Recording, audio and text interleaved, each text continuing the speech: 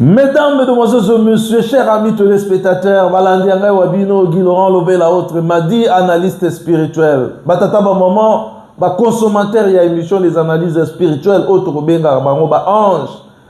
J'espère que l'équipe Mikolo Ebele, Bomoni Bissona etando ikete, mingi kati na bino bazali kotuna, papa Guy Laurent, azali wapi, mingi bazali kotuna, analyste spirituel, oya pesa kabiso bilia ya molimo, azali wapi.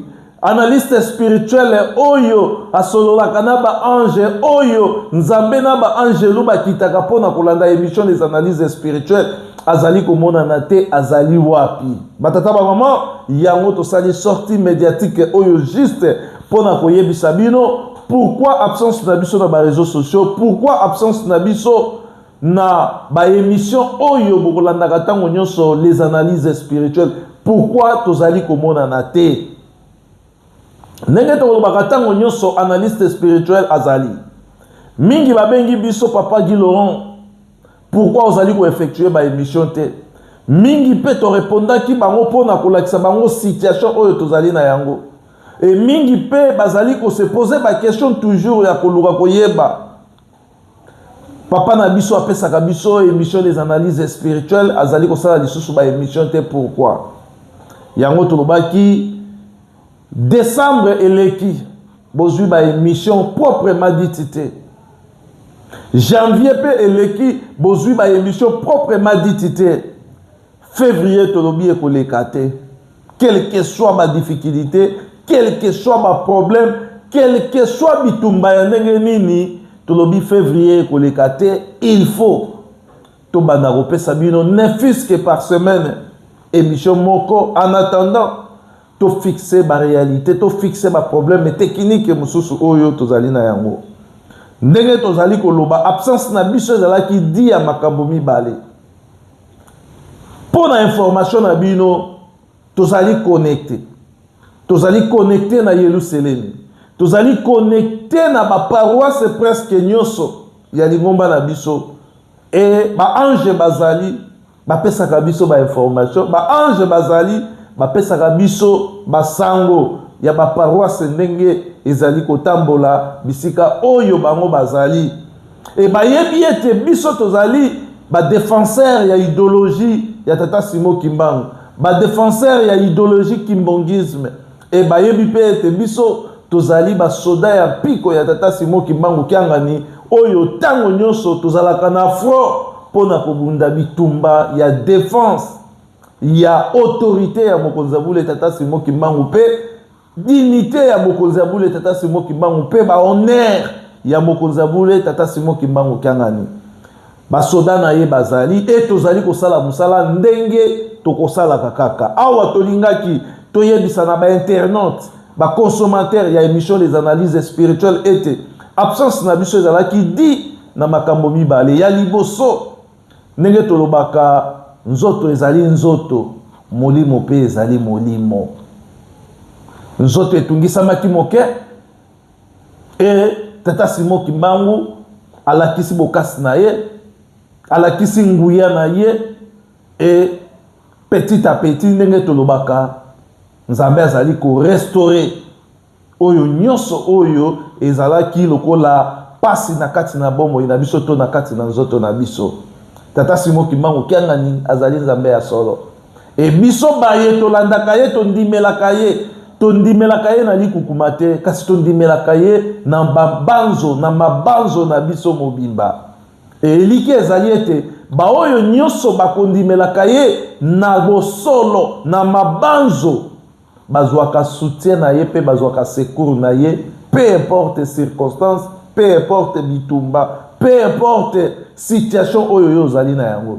Et biso lokola tozali basoda na ye, tolekaki na ba situation moko un peu difficile, et Nzambe a intervenu et lelo nous voici encore devant ma poste téléviseur na bino pour na ko annoncer bino ete bientôt tozali kozongela ba émission les analyses spirituelles. Deuxième problème oyo tokoki koloba tokutanaki na yango na kati ya émission oyo tokolanda katango nyonso les analyses spirituelles ezali problème ya technique. ba matériel na biso etiaki biso moke na kokoso ba matériel oyo tokosalelaka epesaki biso mwa kokoso moke et jusqu'à maintenant tozali toujours na difficulté ya ko résoudre nano ba problème ya technique yango etake baye tokodemeraka na kati ya idéologie oyo baye tokodemeraka na kati ya makambo oyo to mosala oyo tulobaki ete il faut tosala effort to créer ne fût-ce que possibilité moko boye oyo ko permettre biso bobanda koyoka mongongo na biso pe bobanda komona bino parce que ba ange ba mesana déjà na elongi ya leki na bango ya mwana na bango ya papa na bango ya yaya na bango na kombo ya analyste spirituel Guy Laurent Lobela ba papa Charles ba papa ebele ba benga kabiso tozali ba papa na biso absence na biso toyebi ete etungisi bino mingi mais bobanga te biso tozali ba soda ya tata Simo Kimbangu Kyangani bitumba o tozali na yango na kati na lingomba bitumba o pe tozali na yango na kati na mokili ezali na bayi batia maki bilembo po babunda yango biso lokola tozali kosala musala yo na ngai nde okoyeba musala oyo papa analyse azali kosala atia maki elembo ou bien atia maki elembo te et soki totia maki elembo po ete tosala musala oyo je crois que récite ekozalaka toujours epai ya bayi bakosalelaka nzambe na solo biso topona kosalela nzambe na solo yango tosalelaka bino émission les analyses spirituelles objectif majeur ya émission les analyses spirituelles ezalaka juste po epesa yo na ngai maturité spirituelle na kati ya maturité spirituelle nde eko permettre yo oyeba kokabola mabe na malamu soki okomi na niveau ya kokabola mabe na malamu batata na bamama batata pe bamama elakisi ete okoli soki okomi na niveau ya koyeba kokabola mabe na malamu elakisi ete okoli okomi mondimi ya solo olongwe na kimondimi ya carton olongwe na kimondimi ya balolenge ebele kasi okomi mondimi ya solo wana ezali objectif na biso na nzela ya ba émission oyo tokosalaka les analyses spirituelles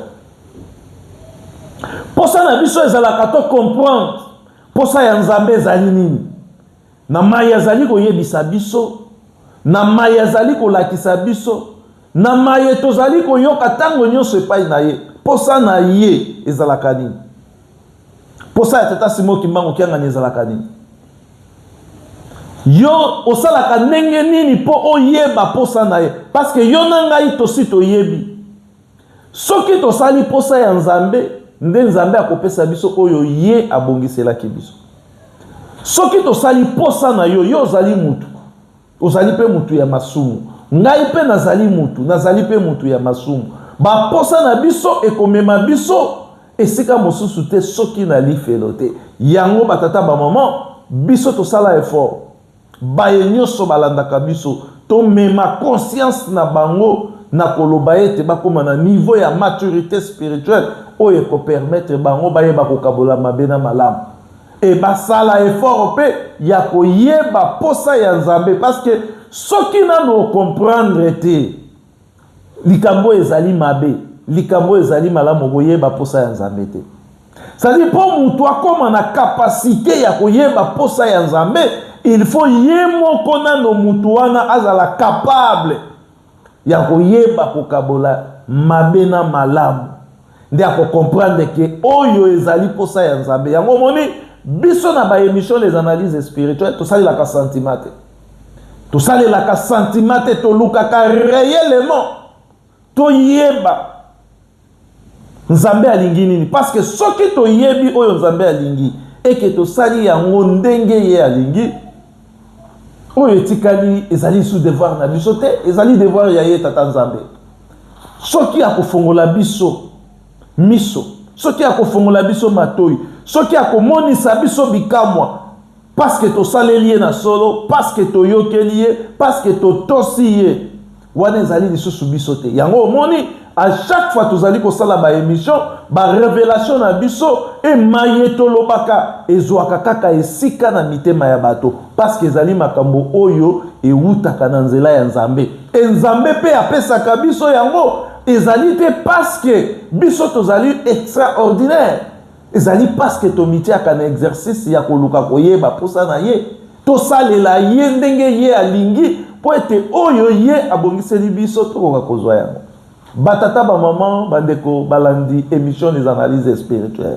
Chers abonnés, chers internautes, ba consommateurs ya émission des analyses spirituelles, ba ange oyo tolobaka lere nyonso ba kitaka ensemble na tata Nzambe pona kolanda émission les analyses spirituelles. Objectif ya tata Nzambe oyo alandela ka émission des analyses spirituelles ezalaka juste azalaka na posa ayeba mayeye apesaka biso est-ce que tosalaka yango ndenge ye azali kopesela biso ou bien tokotisaka ba sentiment tokotisaka ba posa ya nzoto. Alors lokola biso pe tozali discipliné tolukaka chaque fois tosala lokola ezali posa na ye batata ba maman tozali ko senga na bino pe tozali ko inviter bino bozela biso na ba émission oyo ezali koya parce que tokokende na bino nano na lolenge oyo jusqu'à ce que toko régler problème o tozali na yango na niveau ya technique ba chive to makambo oyo ezali na disposition na biso o esengeli na biso to salela yango ba analyse spirituelle toko luka to salela yango na lolenge oyo bino bozali komonela lelo yango tozali ko senga na bino ete bo supporter biso tout d'abord période oyo tozali na yango ezali période un peu difficile parce que touti na malade santé zalaki bien te Nzambe ya salisi biso tokomi malamu et niveau pe lisusu ya technique par rapport ya ba outil oyo tosalela ka musala et caméra na biso pe ezwaki problème na minute tozali koluka ndenge nini tokosala effort na ba moyen na biso personnel na ba oyo Nzambe akokabelaka biso tozali koluka malembe jusqu'à ce que tokokokisa oyo esengeli po ete tokoka kosomba caméra mususu ya sika parce que caméra na biso tosalelaka émission ezwaki problème jusqu'à preuve du contraire ezali nano kaka na situation wana yango to créer nzela mususu ya muke tant mususu ekozala nzela moko ezali trop amateur yango to sengi na bino boyeba pourquoi tozali kosalela émission les analyses spirituelles mikolo oyo na lolenge oyo boyeba pourquoi tozali koleka na ba situation oyo ya kosalela bino ba émission les analyses spirituelles na situation oyo ndenge bozali kolandela biso nga moko na ebité ba image oyo boko sepela na yango ou bien boko sepela na yango te mais soki boko sepela na yango te bo pesa biso tango to luka ndenge nini tokobongisa mais bo limbisa biso nano par rapport ya situation parce que ezali volonté na biso te et en plus bo pesa biso tango tokoluka malembe ndenge nini tokokokisa makambo nyonso ndenge ezalaka et après toko réaliser ba émission proprement dite ndenge oyo toko salaka ba émission des analyses spirituelles. Donc voilà information to sango oyo tozalaki na posa ya kopesa bino suite ya absence na biso suite ya ndenge oyo tozali koloba silence na biso na kati ya réseaux sociaux kali boso tolobi santé etungisaki biso tata Simo Kimbangu kianganya bateli biso asalisi biso apesi biso lisusu makasi baye babengaka biso en privé je crois que tozwaki tango ya kosola pona kolakisa bino situation oyo ekomelaki biso pona santé et en plus de cela deuxième problème ezali problème ya technique c'est-à-dire caméra principale oyo tosalelaka émission des analyses spirituelles ezwaki problème et jusqu'à maintenant tozali nano kaka na problème wana donc boyamba biso na bandako na bino na lolenge oyo parce que tomoni ete santé déjà tata Simo Kimbangu asungi et d'autre part technique ezali kotungisa biso est-ce que tokoki kozala kaka silence boy ba epe ba benga ka biso bazali ko benga papa analyste spirituel ba émission to mesana déjà na yo to mesana déjà boy to mesana déjà donc batu bazali ko benga bazali ko tindela biso ba message yango to ko quitter to lobi cette fois-ci to ko luka moyen moko boye même soki ko zala amateur to salela yango na no kaka lolenge wana et jusqu'à ce que nzamba ko salisa biso to ko kisa oyo sengeli na biso to ko kisa po ete bo ka kozwa ba émission des analyses spirituelles na lolenge oyo bo mesana kozwela yango ba sujet ezali ebele oyo ngai na bino il faut to partager ba sujet ezali tellement ebele oyo ngai na bino il faut to partager bolanda yango toujours na chaîne na bino préférée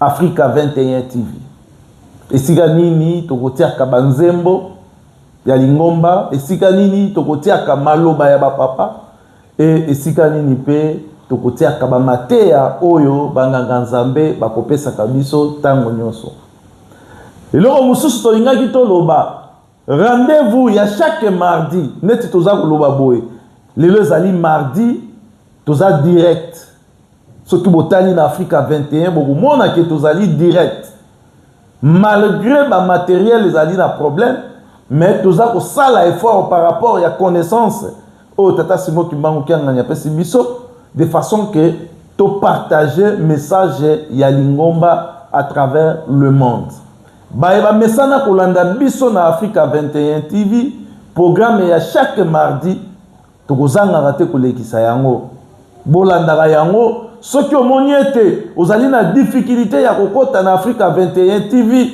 oki okota na ratelki nkamba officiel olanda raconte ya ba jeune ezali koleka kuna tango nyonso esika nini baumbu ya tata Simo Kimbangu baumbu ya tata Fumwalongo baumbu ya tata Fumwalongo tata Fumwambanza tata Kisolokele bapapa na biso badoyen bapapa Elebe Kapalai bapapa Ndungi bapapa Sirbese bapapa ebele oyo mokonzabule papa Simo Kimbangu kiangani azali à chaque fois kosenga bango ba révéler biso pe ba pesa biso ba sagesse na mabomba mi ebele ya maloba ya bapapa ya ba histoire biblique ya makambo ebele surtout na oyo etali mboka na biso ya Congo esika pe conseiller direct papa Mbenza oyo azali conseiller direct na ya mokonzabule tata Simo Kimbangu kiangani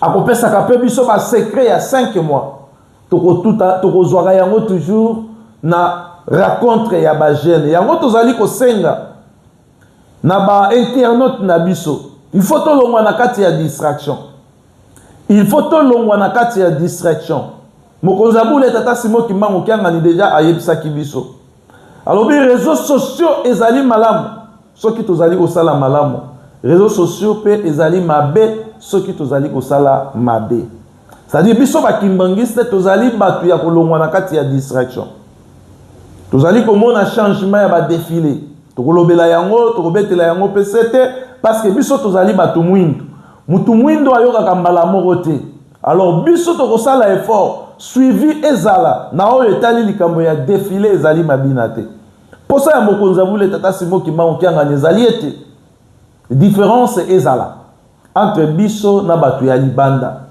différence il faut ezala entre biso ba vrai kimbangiste na batu ya libanda différence il faut ezala entre biso ba vrai kimbangiste na bandeko na biso ya 26 différence il faut ezala entre biso ba vrai kimbangiste na bandeko na biso ya Vuvamu na bandeko na biso ya bampeve alongo na bandeko na biso c'est-à-dire différence wana ekozala na uniforme te différence oyo mokonzabule tata Simo Kimbangu kiangani azali na posa yo na ngai mwana ya tata Simo Kimbangu kiangani oyo tozali kolanda ye na ndenge ya solo tolakisa différence na biso kaka na uniforme te kasi tolakisa différence na biso na efandeli na biso na elobeli na biso na esaleli na biso ya mosala nde esika oyo mokonzi ya bule azali na posa amona différence esaleli na biso ya mosala, elobeli na biso pe efandeli na biso, elobeli na biso vis-à-vis ya makambo ya lingomba. Kimbangisa azali moto akobukaka lokuta te, kimbangisa azali moto akolobaka solo, kimbangisa azali moto na goigoi te, kimbangisa azali un initié. Biso tozali ba initié ya likambo ya tata Simon Kimbangu, likambo ya molimo mosantu. Biso nde il faut tolakisa na mokili, biso nde tozali lumière. Et si ka un vrai kimbangista azali, il faut sentir différence. Il faut sentir différence. Là où il y a un vrai kimbangiste, na elobeli, na esaleli, na efandeli, il faut sentir différence. Différence yango wana nde papa Simon Kimbangu kiangani azali na posa yango boyoka katango nyoso papa Simon Kimbangu kiangani azali koloba molimo mosantu akosala na banani, molimo mosantu akosala na banani, parce que esaleli na biso, elobeli na biso, efandeli na biso jusque là ezali ko convaincre mokozabule tata Simon Kimbangu kiangani te. Yango moni ba raconte ezali ko salema, raconte ya ba jeune chaque mardi na mboka ya Nkamba ezali ko salema po ete yo na ngai to tirer leçon na maye ba papa bateyaki biso. Tango papa Mbenza azali koloba lere nyoso mabomba mi ya 5 mois ezali makambo ezali ko wute pai na yete, ezali makambo oyo papa Diangenda alobaki, ezali makambo oyo ekangamaki parce que papa Diangenda yebaki ete esika tozali kokende lingomba ekokota na mobulu, bato ya goigoi basala balata, bato ya ndenge na ndenge bakoluka kobebisa ba désorienter likambo oyo ya tata Simon Kimbangu. Yango wana papa Mbenza azali kosala oyo tobenga yango lokola azali kosalisa biso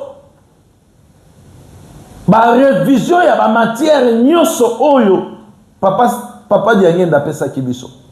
C'est-à-dire ba révision ya ba matière nyonso oyo papa Diangenda apesaki biso. Na kati kuna bapesaka ba message ya papa. C'est-à-dire papa na biso papa Mbenza soki azali koloba azalaka toujours na soubassement ya maloba ya papa Diangenda ou bien ya maloba ya bavala misato. Soubassement wana ezangaka te. Ce qui veut dire posa ya ba papa o tozali na bango na Nkamba, posa na bango ezali ete biso bakimbangiste tozonga na nzela oyo papa Diangenda bandaki kote ya biso. Tozonga na nzela oyo papa Diangenda bandaki kote ya biso, c'est-à-dire molimo na biso, esprit na biso to reflecter enseignement kimbangisme oyo ba papa bateyaki biso. Yango ezali posa ya ba papa. Yango moni posa ya papa Simon Kimbangu kiangani ezali ete biso bakimbangiste tosala différent na bato ebele. Biso bakimbangiste il faut tozala différent na ba catholique, il faut tozala différent na ba protestant, il faut tozala différent na bato en Pevelongo, il faut tozala différent na bato ya Vouva, bato ya église de Noir, na bandeko na biso ya 26, il faut tozala différent. Il faut tozala différent. Différence wana yango papa Simon Kimbangu kiangani azali na posa to lakisa yango. To lakisa différence wana. Na elobeli na biso. Na esaleli na biso ya musala pe na efandeli na biso. Tango papa alobi défilé ezali mabina te. Faut ba papa bate ya biso mbalaboni. Il faut to bandela koyoka message ya papa Diangenda oyo azali kopekisa défilé, il faut to bandela koyoka yango mbalaboni. Il faut banganga nzambe bate ya biso mbalaboni pour to mettre en pratique maye ba papa bate ya biso. Défilé ezali mabina te, ezali concept ya ngai papa Guy Laurent te, ezali likambo oyo uti epai na ngai papa Guy Laurent te, ezali maloba ya ba papa. Ezali maloba ya papa Simon Kimbangu kiangani, ezali maloba ya papa Diangenda, ezali pe maloba oyo banganga nzambe ebele bateya yango. Yango biso lokola toluka katoyeba posa ya nzambe yango to bandaki kobetela yango sete.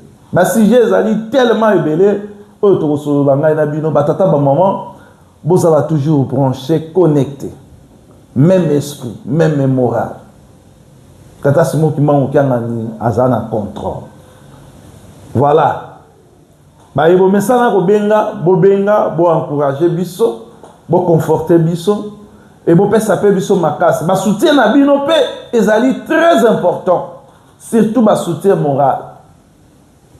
Très bien te mingi déjà bazali ba benga kabiso ba soutien na kabiso na nzela ya mabondeli makambo ya ndenge na ndenge. Ici, je sali à Passa. Maman Nabiso, maman jolie. Je sali à Passa. Maman Nabiso, maman Lili. Je sali à Passa. Papa Nabiso, papa Philippe. Je sali ici à Passa. Maman Nabiso, maman Arlette Kiangebeni. Donc, je salue papa Papi Mayawidi, je salue Batouebele, papa Fred Bokuma, je salue presque tout le monde. Oto solo la kana bango, bape sakabiso makasi, papa Njuzi, papa Gelo, papa Ebele, tout ça. Et sans oublier la salutation à biso PKI direct. Et pas il y a maman révérende, maman pasteur Augustine Metatewa. Ici Azali Namboka Nkamba, Sali epai na yo, et Sali epai ya papa Justin, et Sali Nabana Nyoso kuna esika bino bozali, et Bambote na biso pe ekei epai ya presque banganga nzambe ebele. Banganga nzambe ebele, topesi bango Bambote, soki totali na niveau ya Johannesburg, tozali na papa na biso pe abengaka biso mingi, révérend Hippo, tozali na papa Hippo, tozali pe na papa na biso, papa Bonika, Mikolo Ebele, mbote papa Bonika Hippo, je salue papa Bonika et à Passa, maman Bibi, je salue papa Arnold, je salue papa Hakim, je salue tout le monde, na ebiete, même Bobé Nakater, ce qui concerne les émissions des analyses spirituelles, mais vous êtes les consommateurs de l'émission Les analyses spirituelles. Je salue papa Fissi Kokouk, j'ai firé. Prézo. Sali, Paneza Petit Nayo Guy Lobela. Donc je salue tout le monde, ma consommateur surtout, il y a émission Les analyses spirituelles. Papa Charles Nakin, Napesi Ombote, Batu Baza vraiment ebele oyo, Bazo Miss Biso, Batu ebele, Bazo manqué Biso. Nanzela ya ba émission Les analyses spirituelles oyo na oki kotanga ba kombo awate mais ba ange bazali tellement ebele. Papa Johnny Mbala depuis na Angola, salutation na yo mbuta. Donc voilà, soki tolobi to pesa pe ba confrère na biso ba osala pe ba émission, to pesi papa Jansi Malakiz mbote na yo esika ozali mbuta, to pesi ba papa Jansi Makesa, to pesi ba papa na biso ebele. Papa na biso ebele ba osala ba émission, papa César Ngina Mao, inspiration ya ba émission, courage oyo biso tozwa totira yango pe na nzela ya émission Les analyses spirituelles, totira yango pe na nzela ya émission ya bazoba oyo bandaki kopesama epai ya ndeko na biso papa César Ngina Mao, papa Lambert depuis la France, Yopé, Topesi Mbote, DG Christian, Topesi Mbote, Topesi presque Batu Ebele, Mbote, ya Ebele, parce que bon manqué biso na ba émission Les analyses spirituelles. Topesi Mbote, na bandimi nyoso ya Afrique du Sud, précisément bandimi nyoso ya Cape Town, na ebiete mingi kati na bango, ba konsomaka émission Les analyses spirituelles. Donc, tozongi na condition oyo kaka bo supporter biso. Tata Simo Kimbangu azalaka pauvreté et Tata Simo Kimbangu pe ayebaka ndenge nini adilaka na bana na ye. Donc ba miracle, ba makambo ici ba nini wana ezali biloko ya pamba toyebi ete lokola apesi biso de apema, apesi biso nzoto makasi, apesi pe biso courage. Mambo mususu etikali wana akoregle yango na ndenge na ye. Kala mingi te, je crois tozongela bino à bonne et du fort dans la émission les analyses spirituelles na ba conditions nyonso appropriées ndenge to sala la kabino ba émission les analyses spirituelles. Voilà batata ba moment to noka lokola mbulate o ezalaki message na biso ya mokomwa lelo to bosani te papa na biso papa Jospel Owanga. Papa Jospel Owanga pe to pesi ombote esika ozali tolandaki pe makambo ebele lobamaki na sujet na yo oyo pendant période ya convalescence et permetaki biso pe to sala ba recherche soki nzambe asungi biso rien n'est tard encore tokoluka ata mosusu mikolo ekoya tomeka kopesa mwa ba éclaircissement pe kolobela na moke na oyo etali likambo ya ndeko na biso Jospel Owanga et puis kolobela pe lisusu moke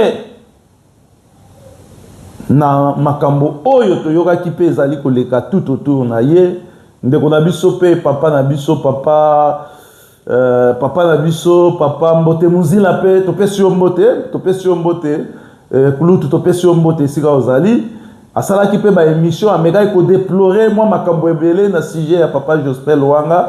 Je crois que biso tokoya kotia fin na makambo wana parce que soki tosali ba émission tosalaka ba émission na biso terre à terre te tosalaka ba émission na biso avec ba preuve tangible et puis tosalaka pe ba émission na biso na profondeur nyonso profondeur na yango vraiment tosalaka yango na ba profondeur wana pona nini pona koluka komema clarité kopesa epa ya bana nzambe explication moko concrète oyo ko permettre bango ba comprendre likambo ndenge ezali et bayeba pe likambo ndenge tokoki kosalela yango parce que ezalaka mingi passe biso na biso bandimi bana ya satana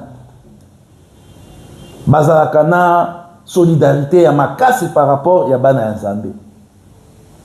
Mwana ya satana soki amoni réellement ete likambo oyo ekomeli mutu songolo eke mutu wana azali na elembo ya satana ba intervenaka très rapide parce que ba ebi ete wana ezali likambo na bango. Mais des fois oyo ezalaka epai ebana nzambe ezalaka nini lorsque mwana ya nzambe azali kosala likambo ezala ya malamu po azwa soutien epai ya bato mosusu oyo bazali bana ya nzambe ezalaka très difficile. Nayebi te nuance wana so bocomprendre yango. Topesa exemple moko simple même na kati ya lingomba na société ezalaka très facile bana ya satana ba se communiquer basala pe plat ba réussir pe na plat wana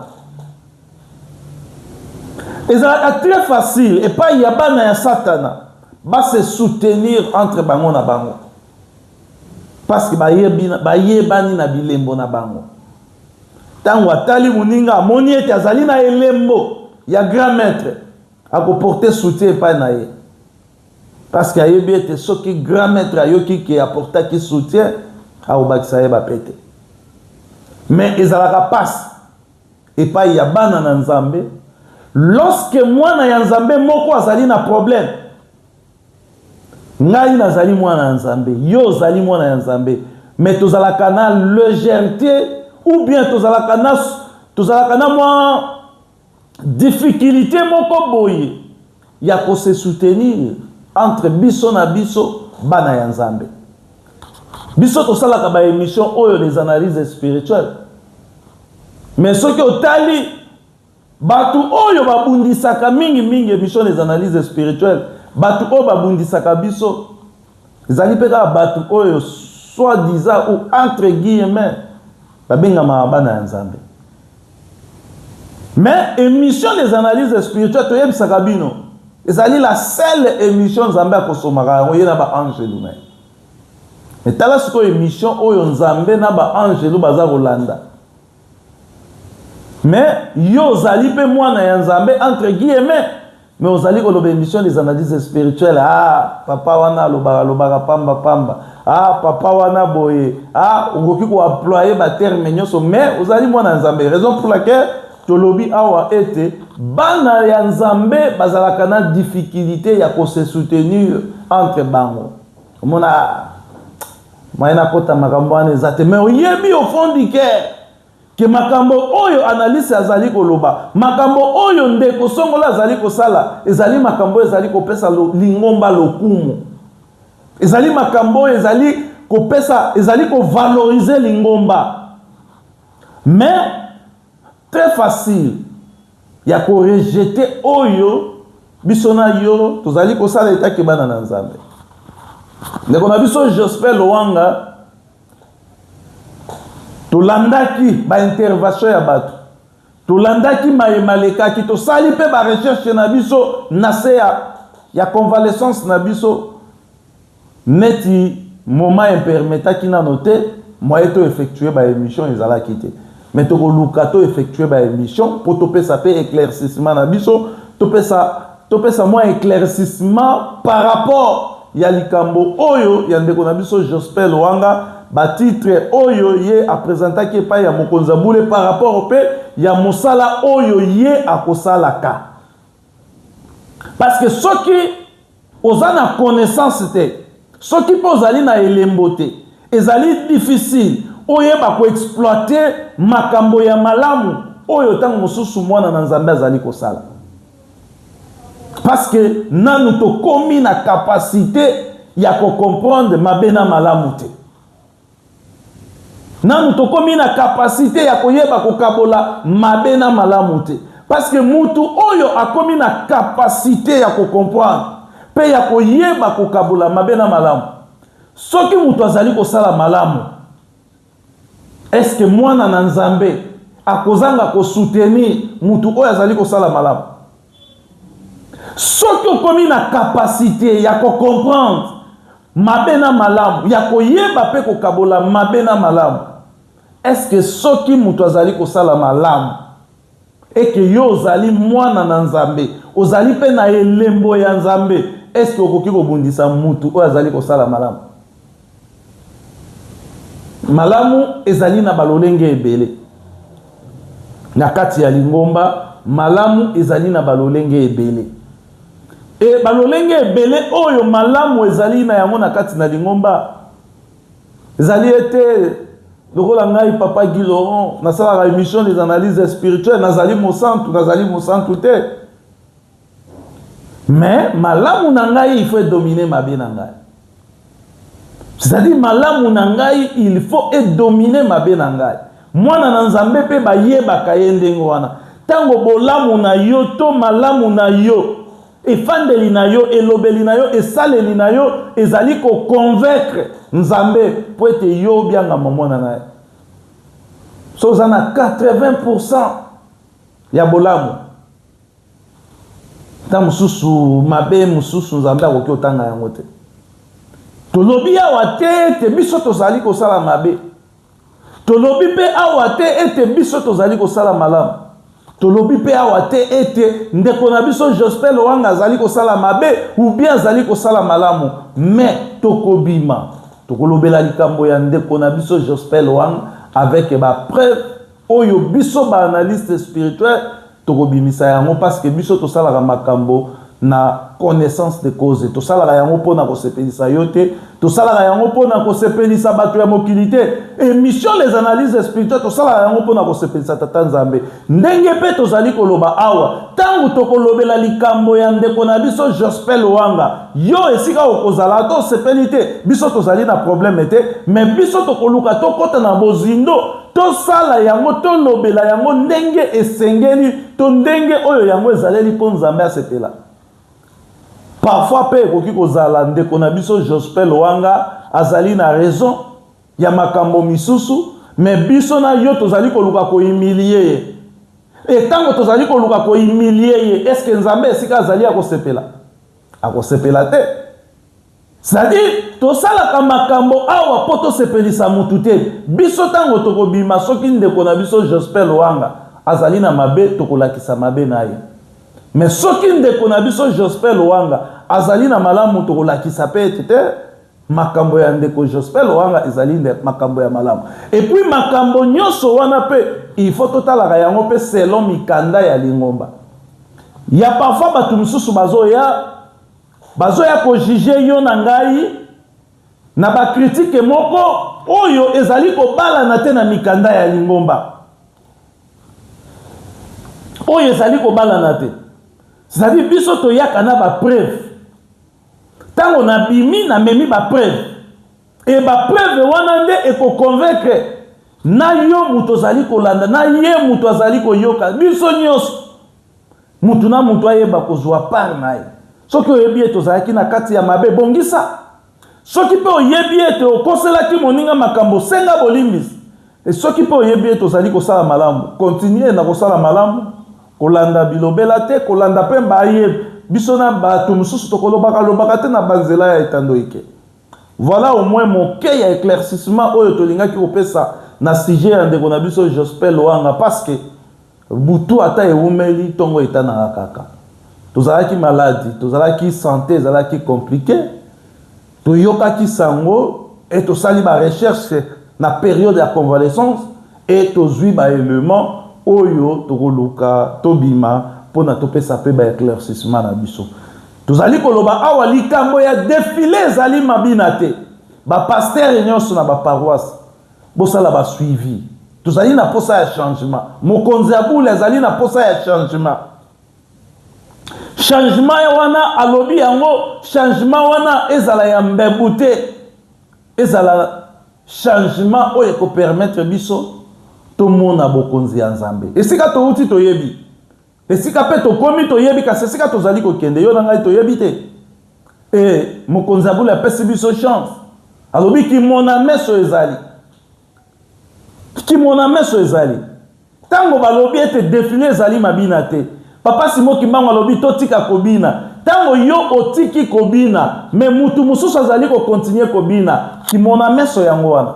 C'est-à-dire ezali ko lakisa différence mwana ya Nzambe na mwana ya Satana. Mokonzi abula alobi tobina kate parce que ba papa ba pekisaki kobina, ba pesi ba exemple ya ndenge na ndenge. Yo yoki olobi te il faut na tosa. Okomi ko défilé normal. Ndenge ba papa balakisa biso ko défilé normal. Mais ndeko mususu atikali na mabina wana ki mona meso te. Wana ki mona meso te. Tango yo zali ko bina batu ya 26 bazali ko bina soki batuni bino banani bazali ko bina bakolobaka ba kimbangiste. Mais biso tozali ba défenseur. Tozali ko tala parce que mabina ezali lolenge ya bandeko na biso bakenda na 26. Et ce qui te moniete différence wana et koti tokolakisa na mokili ete tala mabina ezali bandeko na biso bakenda na 26. Mabina ezali bandeko na biso ya vuvamu ou bien mabina ezali bandeko na biso ya église songolo parce que biso na église kimbongiste identité ya mabina ezali ya biso te. Yango mokonzi abula interdit et soki batu wana baluki ba preuve to memeli bango ba preuve oyo ezali kolakisa différence entre yo mondimi oyo zali kolanda mokonzi abule tata Simo Kimbangu kanani na bayepe bazali kolanda ba chef spirituel mususu ya mike na ba mangomba oyo toyebi ya ba église de Noir, ba église de Songolo tout ça. Mais biso tozali na sima ya mokonzi abule tata Simo Kimbangu kanani oyo zali ko batela mozole oyo zali ko batela tempelo ya Elaka oyo zali ko batela ba mvala lulendo oyo pe asimbi ngende to oyo asimbi clair mozole oyo pe ayebi ba code secret ya makambo ya mokili oyo ndenge tokosukela ndenge pe makambo makolekela tokonoka lokola mbula te batata ba maman tokutana na bino très prochainement na lolenge oyo kaka bolandela biso kaka esika oyo et na forme oyo kaka jusqu'à ce que toko réaliser ba projet oyo tozali na yango po na kobongisa pasi to difficulté oyo tozwaki na nzela ya technique. Merci.